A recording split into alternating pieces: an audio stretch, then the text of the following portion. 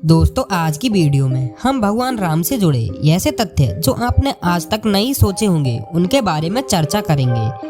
लेकिन उससे पहले फ्रेंड्स, चैनल को सब्सक्राइब कर लो यार। मैं इतनी मेहनत से आपके लिए जानकारियां खोज के वीडियो बनाता हूँ, फिर भी आप चैनल को सब्सक्राइब नहीं करते।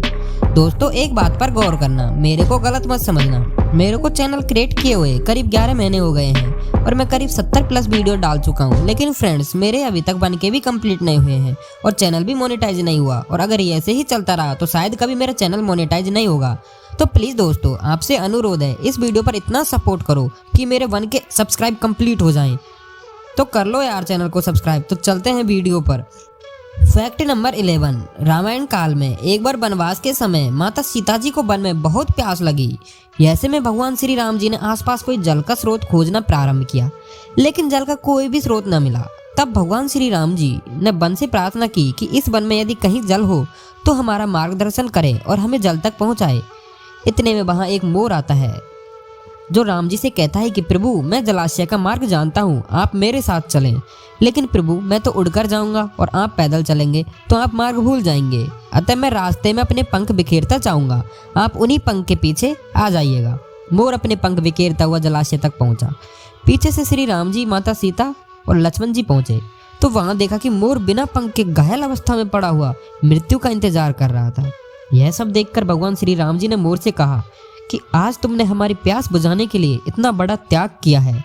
तुमने अपने प्राणों के बारे में न सोचकर हमारे प्राणों के बारे में सोचा।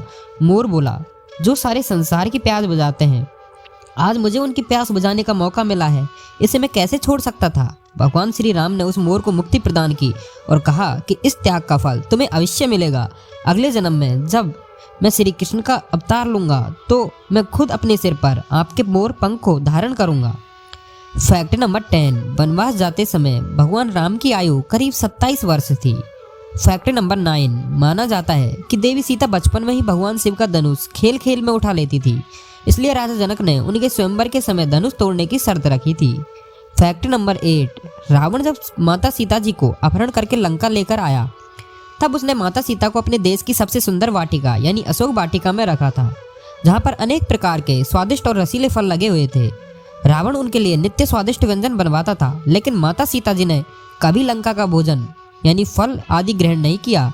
इसके पीछे एक बहुत ही बड़ा रहस्य था। माता सीता जी लंका में कभी भूखी नहीं लगी, क्योंकि जिस दिन रावण माता सीता जी को लंका लाया था उसी दिन रात्रि के समय ब्रह्मा जी ने इंद्रदेव को आदेश दिया कि आप जाकर माता सीता जी को कुछ भोजन कराएं। ब्रह्मा जी का आदेश पाकर इंद्रदेव तुरंत माता सीता जी के लिए खीर लेकर अशोक वाटिका पहुंचे। वह खीर का भोग एक दिव्य भोग था, जिसे खाकर माता सीता जी की भूख शांत हो गई थी। इंद्रदेव ने कहा कि इस खीर को खाने के बाद आपको लंका में कभी भूख नहीं लगेगी। और इसी प्रकार वनवास के समय भगवान राम, माता सीता और भैया लक्ष्मण कई ऋषियों के आश्रमों में गए और उनकी सेवा की। उनकी सेवा से प्रसन्न होकर एक ऋषि पत्नी ने माता सीता को दिव्य वस्त्र भी दिए थे, जो कभी भी मैले नहीं होते हैं। Fact number 7।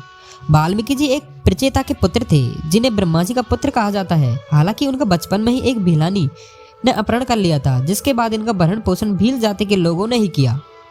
अपने परिवार के पालन पोषण के लिए वे राहगीरों को लूटते थे एवं जरूरत होने पर मार भी देते थे। इस प्रकार वे दिन प्रतिदिन अपने पापों का घड़ा भर रहे थे।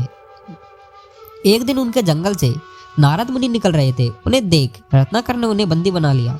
नारद मुनि ने उनसे सवाल किया कि तुम ऐसे पाप क्यों कर रहे हो। रत्नाकर ने जवाब दिया, अपने एवं परिवार के जीवन व्यापन के लिए। तब नारद मुनि ने पूछा, जिस परिवार के लिए तुम ये पाप कर रहे हो, क्या वह परिवार तुम्हारे पापों के फल का भी वहन करेगा।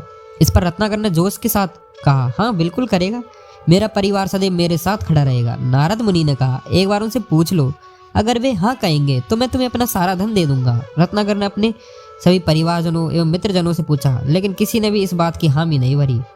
इस बात का रत्नाकर पर गहरा आघात हो पहुंचा और उन्होंने दुराचारी के उस मार्ग को छोड़कर तप का मार्ग चुना एवं कई वर्षों तक ध्यान एवं तपस्या की, जिसके फलस्वरूप उन्हें महर्षि वाल्मीकि नाम एवं ज्ञान की प्राप्ति हुई और उन्होंने संस्कृत भाषा में रामायण महाग्रंथ की रचना की। इस प्रकार जीवन की एक घटना से डाकू रत्नाकर एक महान रचयिता महर्षि वाल्मीकि बने। Fact number 6।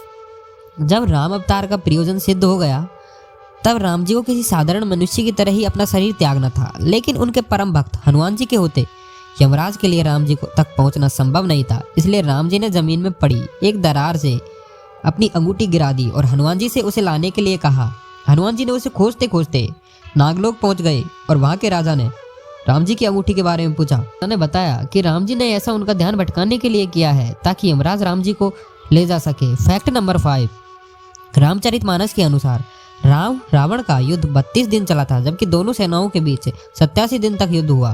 फैक्ट नंबर 4, माना जाता है कि गिलहरी पर जो 3 धारियां हैं वे भगवान राम के आशीर्वाद के कारण है। दरअसल जब लंका पर आक्रमण करने के लिए राम सेतु बनाया जा रहा था तब एक गिलहरी भी इस काम में मदद कर रही थी।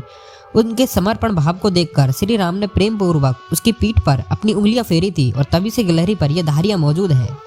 फैक्ट नंबर 3, भगवान विष्णु के अवतार परशुराम ये नहीं जानते थे कि श्री राम भी विष्णु अवतार है, इसलिए उन्होंने राम जी को विष्णु जी के धनुष पे प्रत्यंश चढ़ाने को कहा, जिसे राम जी ने आसानी से चढ़ा दिया और परशुराम जी भी राम जी के असली स्वरूप को मान गए।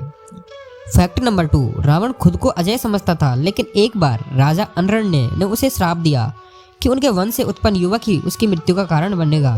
तो श्री राम जी राजा अरण्य के वंश में ही जन्मे थे। फैक्ट नंबर 1, लंका पहुंचने के लिए समुद्र पर राम सेतु का निर्माण करने में सिर्फ 5 दिन लगे। तो आज के लिए इतना ही फ्रेंड्स, फिर मिलते हैं ऐसी अलग जानकारी के साथ। अगर दोस्तों वीडियो पसंद आए हो तो प्लीज़ वीडियो को लाइक और चैनल को सब्सक्राइब जरूर कर देना।